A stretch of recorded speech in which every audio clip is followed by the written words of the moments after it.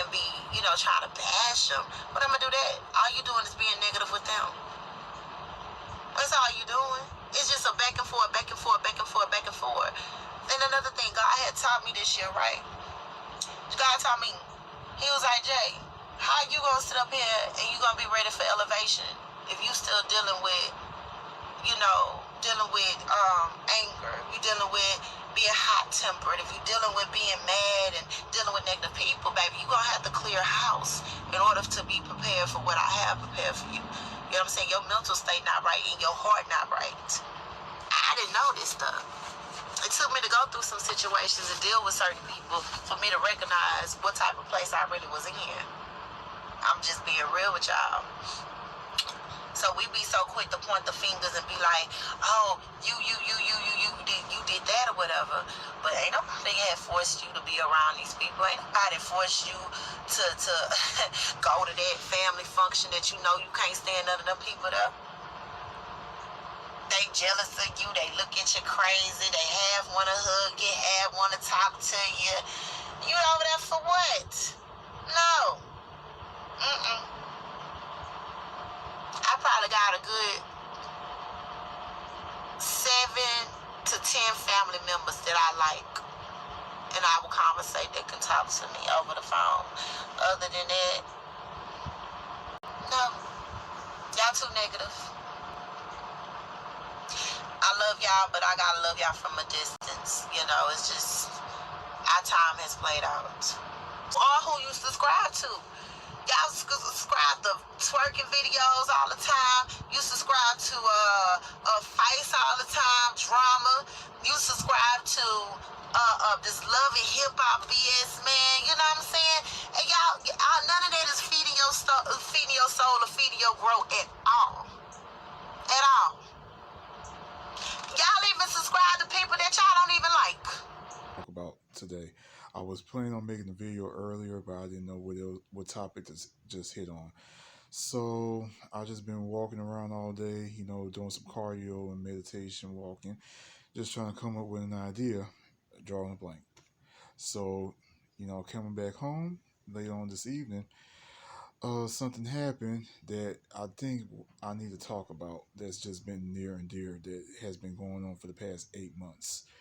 So these past 8 months, I pretty much decided to take it upon myself to step out of my comfort zone and find a new comfort zone. And what I'm talking about is career-wise. I decided to go into trucking. I left my job, of warehousing for the past 12 years to go into trucking, to do trucking. So I signed up with a local trucking school, paid for my tuition, etc., etc. And I pretty much told everybody that I was going to start doing this. Everybody supported me, but little did I know, some of my family members didn't really have my back like I wanted. In fact, a couple of them was very, very oblivious to everything that I was doing these past 8 months. So, with that being said, I think it's just really, really, I just had to really make this video and just had to just tell you, it just had to inform, anybody that's been going through what I'm going through, as far as just dealing with toxic family members that just don't have any type of support.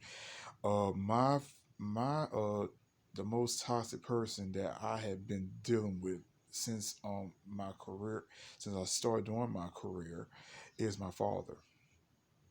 For the past 8 months, my father has never tried to support me. My father never tried to support me financial wise. He never tried to support me spiritually, as far as continue doing what I need to do for myself with this trucking thing. And he pretty much just became oblivious to everything. So pretty much he hasn't he just became, just just this toxic cesspool that I just decided not to deal with anymore. So What I decided to do was I just had to let him do him, and I had to do me. And um, so it's just like to the past, you know, from October through December, it just got worse. I mean, he told numerous lies on me and everything else. So it got just to the point where I was just like, I just couldn't deal with him no more.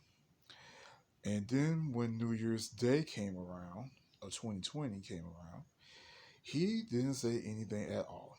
So he just letting me know that I don't give a flying damn about what's going on with you or what's going on with you, with your career or anything else. And I just took it like that and just said, you know what, it is what it is. So up until so fast forward, to COVID. When COVID came around, we was trying to mend our relationship. I was trying to just be the bigger person, on the strength of my grandmother. She was just giving me, just dropping some knowledge on me about just being the bigger person, doing what you need to do, to better your mind, to better yourself. So I decided to just take the advice and just tell him, what, good morning, what's up, what up, and everything else, whoop de doo. You know what I'm saying? So I thought we was good on that part. This was like around March or April. I thought we was good, only for I think for a couple months later, it just went back to the same old way. He wasn't saying anything. I wasn't saying anything. It is what it is. But I got to the point where I'm just like saying, you know what? I just don't want to deal with it no more. I gotta just continue doing me and start thinking more about myself, because it's not just being selfish. It's called being selfful. And what I mean by selfful is you got to start thinking about yourself and what you are trying to do for yourself. And that's the type of mindset I had to get myself into after that. So it was all peaches and cream. During May and June. So the school uh gave me permission to go do my CDL road test because they felt like I was confident to do it around that time. I failed the first time around June, the late June, and July 8th, I was able to take my retest, and I passed with flying colors. So I was so grateful of that, and I was just so elated to the point I was just like, man, this was a big accomplishment in my life.